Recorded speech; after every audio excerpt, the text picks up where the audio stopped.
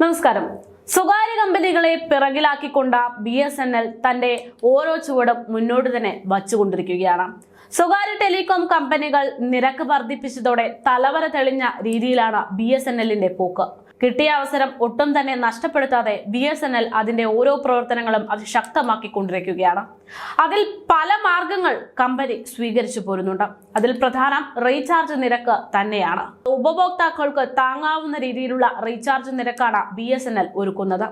ഉപഭോക്താക്കൾക്ക് വേണ്ടി ഇരുട്ടടിയാകുന്ന ടെലികോം കമ്പനികളുടെ താരിഫ് നിരക്കൊക്കെ മാറ്റി നിർത്തി 15% വർദ്ധിപ്പിച്ചിരിക്കുന്ന ആ ഒരു പ്രശ്നമൊക്കെ മാറ്റി നിർത്തി BSNL ഉപഭോക്താക്കളെ സന്തോഷപ്പെടുത്തുകയാണ്. BSNL ഉപഭോക്താക്കൾക്ക് ഏറ്റവും കുറഞ്ഞ സേവനം നൽകി വരുന്നു എന്നതാണ് റിപ്പോർട്ട്. 4G വിപ്ലവത്തിന് കൂടി BSNL തയ്യാറെടുക്കുകയാണ്. അത് നമുക്കൊക്കെ അറിയാം. ഇതോടെ വരിക്കാരുടെ എണ്ണത്തിലും വൻ വർധനവ് രേഖപ്പെടുത്തുകയാണ് BSNL. പ്രീപെയ്ഡിന് പുറമെ ബ്രോഡ്ബാൻഡ് പ്ലാനുകളും അപ്ഗ്രേഡ് ചെയ്യുകയാണ് BSNL എന്നാണ് വിവരം. ഫൈബർ ബ്രോഡ്ബാൻഡ് പ്ലാനുകൾക്കൊക്കെ വേഗതയും പരിധിയും വർദ്ധിപ്പിച്ചിരിക്കുകയാണ്. ഫൈബർ ബ്രോഡ്ബാൻഡ് പ്ലാനുകളുടെ വിവരങ്ങൾ ഇതാണ്. അതായത് 249 രൂപയുടെ പ്ലാൻ നേരത്തെ 10 Mbps വേഗതയാണ് വാഗ്ദാനം ചെയ്തിരുന്നുവെങ്കിൽ ഇപ്പോഴത് 25 Mbps വേഗതയാണ് വാഗ്ദാനം ചെയ്യുന്നത് എന്നതാണ് സൂചന. അതേപോലെ തന്നെ ഒരു മാസമാണ് ഇതിന് കാലാവധിയായി പറയുന്നത്. 299 രൂപയുടെ പ്ലാൻ നേരത്തെ 10 Mbps ആയിരുന്നുവെങ്കിൽ ഇപ്പോഴത് 25 Mbps ആക്കി വർദ്ധിപ്പിച്ചിരിക്കുന്നു. 329 രൂപയുടെ പ്ലാൻ നേരത്തെ 20 Mbps വാഗ്ദാനം ചെയ്തിരുന്നുവെങ്കിൽ ഇപ്പോഴത് 25 Mbps ആണ്. സ്പീഡ് വളരെ വലിയ രീതിയിലാണ് ഉയരുന്നത്. 249, 299 രൂപയുടെ പ്ലാനുകൾ പുതിയ വരിക്കാർക്ക് മാത്രമായിരിക്കും ലഭ്യമാകുക.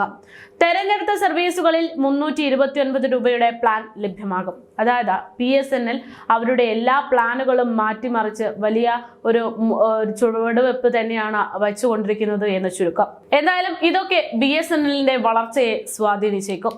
അത് മാത്രവുമല്ല, BSNLന്റെ ഈ ഒരു മുന്നോട്ടുള്ള ചുവടുവെപ്പിന് മറ്റൊരു പ്രധാനപ്പെട്ട കാരണം എന്ന് പറയുന്നത് ഈ 4G വിപ്ലവം തന്നെയാണ്. സാധാരണഗതിയിൽ മറ്റ് സ്വകാര്യ കമ്പനികളിൽ നിന്ന് BSNLനോട് ഒരു മടുപ്പ് തോന്നാൻ അല്ലെങ്കിൽ BSNLൽ നിന്ന് വിട്ടുനിൽക്കാൻ ജനങ്ങളെ ഉപഭോക്താക്കൾക്ക് കാരണമായി പറഞ്ഞിരുന്ന ഒന്ന് എന്ന് പറയുന്നത് ഈ റേഞ്ച് ഇഷ്യൂ തന്നെയായിരുന്നു. പലർക്കും ഇന്റർനെറ്റ് സ്പീഡ് BSNLനെ സംബന്ധിച്ച് BSNL ഉപയോഗിക്കുമ്പോൾ ലഭ്യമായിരുന്നില്ല. പക്ഷേ ആ ഒരു വിഷയമൊക്കെ ഇപ്പോൾ രത്തൻ ടാറ്റയുമായുള്ള കരാറുമായി ബന്ധപ്പെട്ട് പരിഹരിച്ചു തുടങ്ങുകയാണ്. കോടിക്കണക്കിന് രൂപയുടെ കരാറാണ് BSNLുമായി, അതായത് നമ്മുടെ സർക്കാർ സ്ഥാപനമായിട്ടുള്ള സർക്കാർ ടെലികോം സ്ഥാപനമായിട്ടുള്ള BSNLമായി ബന്ധപ്പെട്ടുള്ള കരാറിൽ നിന്ന് ഉണ്ടായിരിക്കുന്നത്. ഇതിന്റെ ഭാഗമായിട്ട് സംസ്ഥാനത്ത് കേരളത്തിൽ പോലും പല ഭാഗങ്ങളിലും കൂടുതൽ നെറ്റ്വർക്ക് സംവിധാനങ്ങളൊക്കെ ശക്തമാക്കിക്കൊണ്ടിരിക്കുകയാണ്. ഓരോ സ്ഥലങ്ങളിലും എത്ര റേഞ്ച് ഇഷ്യൂ ഉണ്ടോ അതൊക്കെ പരിഗണിച്ചുകൊണ്ട് ആ പ്രശ്നങ്ങളൊക്കെ പരിഹരിക്കാനുള്ള നടപടികൾ തുടർന്നുകൊണ്ടിരിക്കുകയാണ് BSNL. ഇതേ സമയത്ത് സാധാരണക്കാരെ ഏറ്റവും കൂടുതൽ പ്രതിസന്ധിയിലാക്കുകയാണ് സ്വകാര്യ ടെലികോം കമ്പനികളുടെ റീചാർജ് നിരക്ക് എന്നതും പറയേണ്ടതുണ്ട്. കാരണം ഒരു 179 രൂപ റീചാർജ് ചെയ്തിരുന്നവർക്ക് ഇപ്പോൾ 300 രൂപയെങ്കിലും റീചാർജ് ചെയ്യേണ്ടുന്ന ഒരു കാര്യങ്ങൾ എത്തുമ്പോൾ അത് സാധാരണക്കാരനെ സംബന്ധിച്ച് വലിയ ബുദ്ധിമുട്ട് തന്നെയാണ്.